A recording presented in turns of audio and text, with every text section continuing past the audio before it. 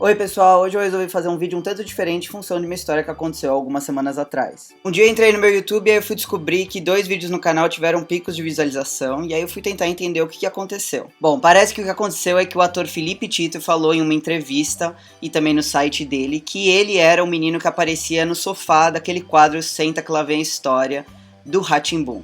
Isso, claro, se revelou boato quando o ator e hoje em dia jornalista João Vitor, que já fez outros programas na TV Cultura, explicou que na verdade ele era o menino que fazia o quadro. Felipe Tito se desculpou nas redes sociais e explicou que isso foi um engano dele e da mãe dele e que na verdade ele sempre achou que realmente ele fez esse papel lá no quadro do Rá-Tim-Bum. Pra quem não sabe, existem 2 versões desse vídeo e as 2 versões estão aqui no canal, vou pôr os links na descrição.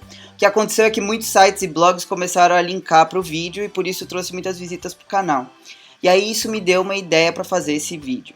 Então eu resolvi listar os 5 maiores mitos, lendas e boatos que já surgiram na internet sobre programas infantis, para ver se a gente consegue acabar de uma vez por todas com essas mentiras. Tá, eu já sei que eu não vou conseguir. Então vamos lá, esse é o top 5 lendas, mitos e boatos da nossa infância. Em quinto lugar, a gente tem provavelmente um dos boatos mais antigos da internet, que é a polêmica confusão entre Paul Pfeiffer, um dos personagens do Anos Incríveis, com o compositor e cantor Marilyn Manson.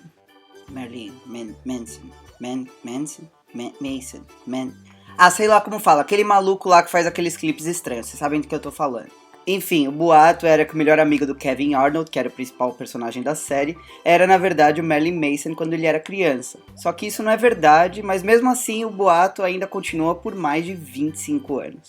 Só para esclarecer, o nome verdadeiro do Marilyn Manson é Brian Hugh Warner.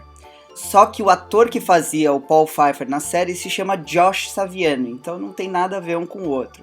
E hoje em dia o Josh Saviano, que ainda tá vivo, ele é advogado em Nova York. Então assim, a história é completamente maluca, mas enfim, ainda existe esse boato.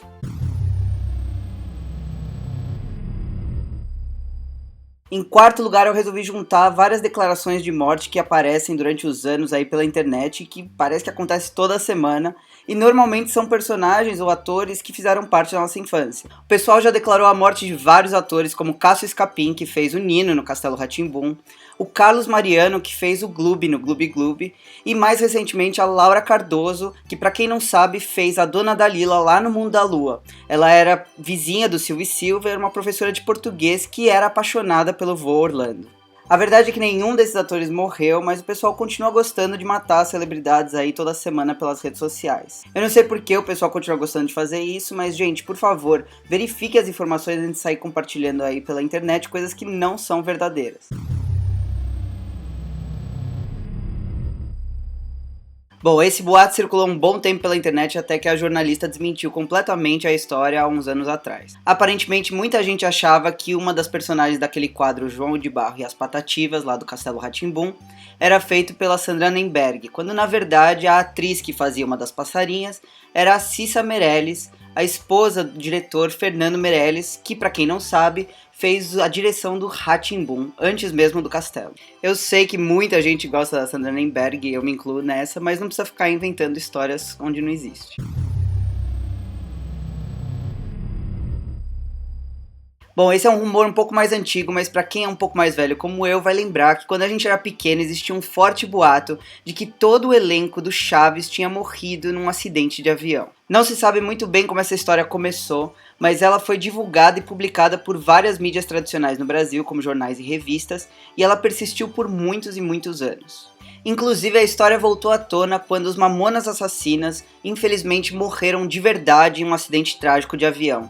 E como eles se vestiam de Chaves e Chapolin nos shows deles, o pessoal começou a criar um monte de teorias da conspiração.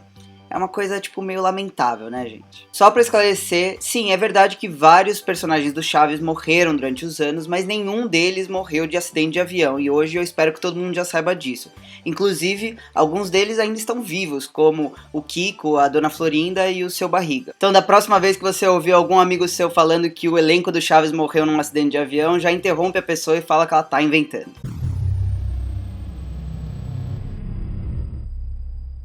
Bom, é claro, não podia deixar de falar sobre o maior mito, a maior lenda da internet, que é o último episódio da Caverna do Dragão.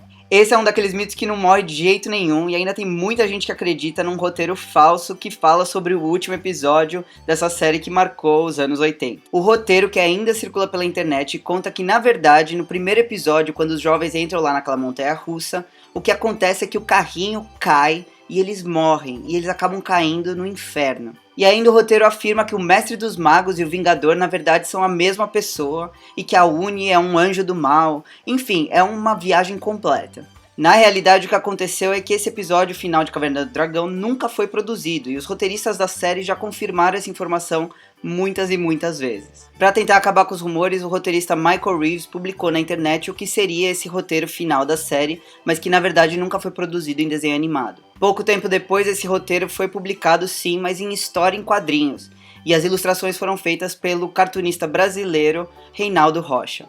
Se você quiser saber mais sobre essa história, tem um vídeo no canal Nostalgia falando mais sobre o assunto e inclusive recriando a história do último episódio usando as ilustrações aí das histórias em quadrinho. Então é isso, e para terminar esse vídeo eu queria lembrar de um episódio muito apropriado do Castelo Rá-Tim-Bum que chamava Boatos. Nesse episódio o Bongo vai até o castelo e ele fala pro Nino que ele sempre teve vontade de viajar de trem.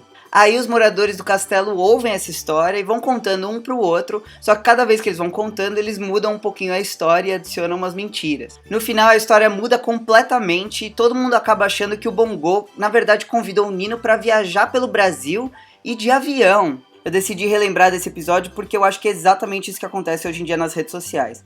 Cada um vai compartilhando e vai mudando um pouco a informação aqui e ali, e aí quando vai ver já mudou totalmente e se espalhou um boato ou um rumor que não tem nada a ver com a informação original. Então pessoal, meu recado com esse vídeo é, por favor, verifique a informação que vocês estão lendo antes de sair compartilhando nas redes sociais, e assim quem sabe a gente vai ter uma internet um pouco menos polêmica, mais tranquila e com mais sossego. Espero que você tenha gostado desse vídeo, se você gostou dá um joinha e compartilhe com seus amigos, assim mais gente vai saber das verdades e parar de compartilhar essas bobagens que a gente ouve aí todo dia. E se você lembra de algum outro boato ou rumor da nossa infância, compartilhe aqui nos comentários e a gente se vê no próximo vídeo. Até lá, aquele abraço, tchau!